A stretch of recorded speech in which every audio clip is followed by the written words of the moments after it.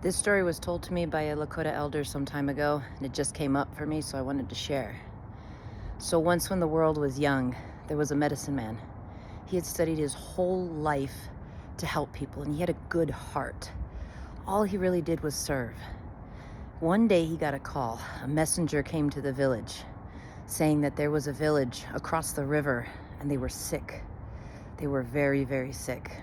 So he packed everything he could as quickly as he could and set off to go see if he could save this village.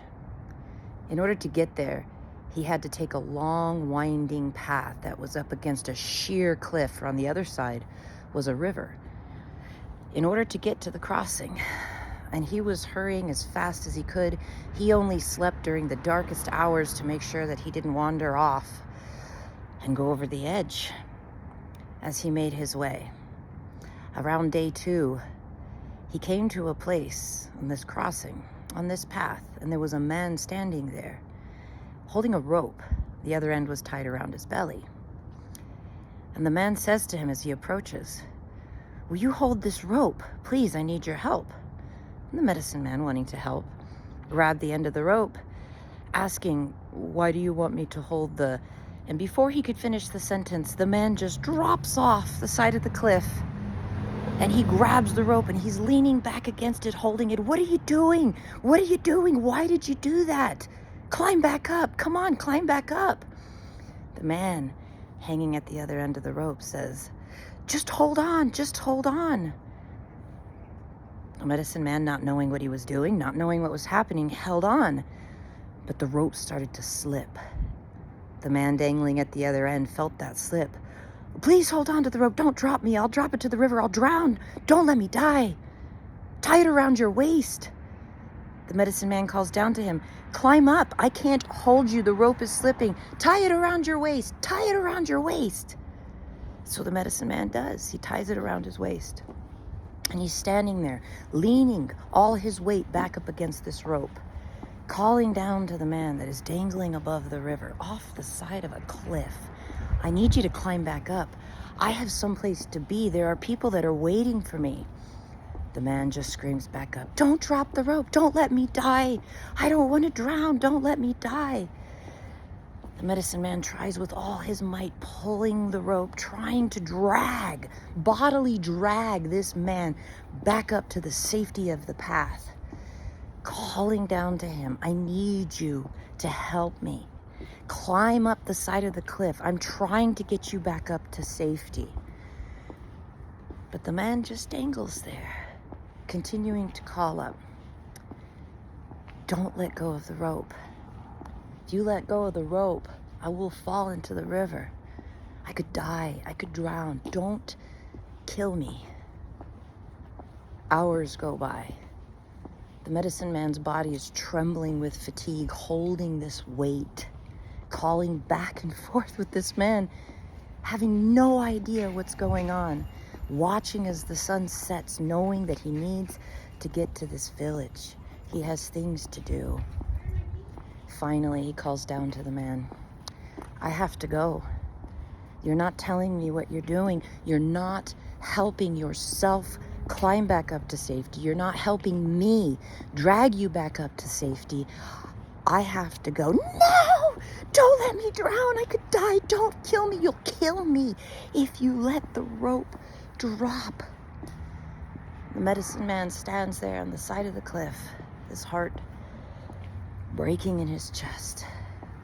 All he wants to do is help. All he wants to do is serve. But this man just won't help himself. He won't help him help him. Knowing that it was the man's choice to jump off the side of the cliff to begin with. Praying to his ancestors, praying to his creator for guidance. What do I do as he watches the sunset, knowing that people are sick and suffering?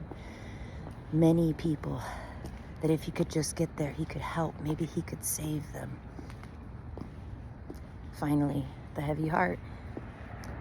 He unties the rope from his waist and calls down to the man, "This is your last chance. I need you to climb up. Help me get you up here." At first there's only silence, and he wonders what happens.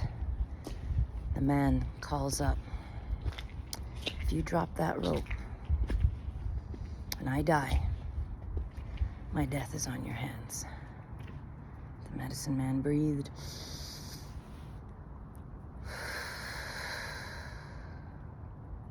One life for 100? No, I can't. And he let the rope drop, heard the cry, and a great splash as the man hit the water.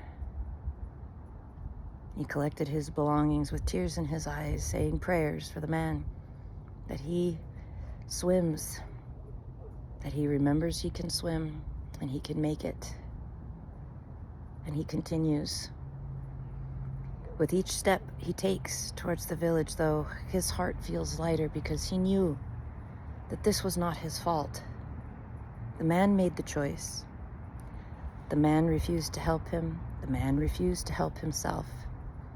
And that burden was not on his shoulders. When the medicine man made it to the village, he made it barely in the nick of time. If he had spent 2 more hours holding the man on the rope, he could have lost the entirety of the village, men, women, and children, all.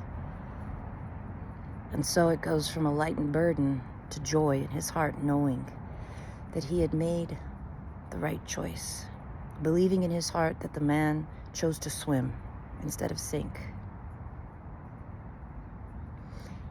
I believe this story carries so much weight for us today because many people make choices. Their choices that cause them hardship, that can make them sick, that can cause them pain. And we try to save them. We can put a lot of effort and energy into trying to save our friends. But if they're not willing to help themselves, if they're not willing to hear or take what you're offering, or if they can't receive it, then your voice, your energy could be used to help people that do want it, that are listening, that find your energy, your love, and your wisdom useful. It is not your burden to bear, to carry someone else. In fact, many times, if you are preventing someone else from suffering, if you are saving them, if you are digging them out of trouble, pain can be the greatest motivational teacher. Suffering sometimes is what makes us into the great beings that we could be. So do not deny someone their path, and do not deny yourself your own. And if you can't help someone, just know that you did everything that you could, and that is all you could ever do. Much love, relatives. Have a beautiful day.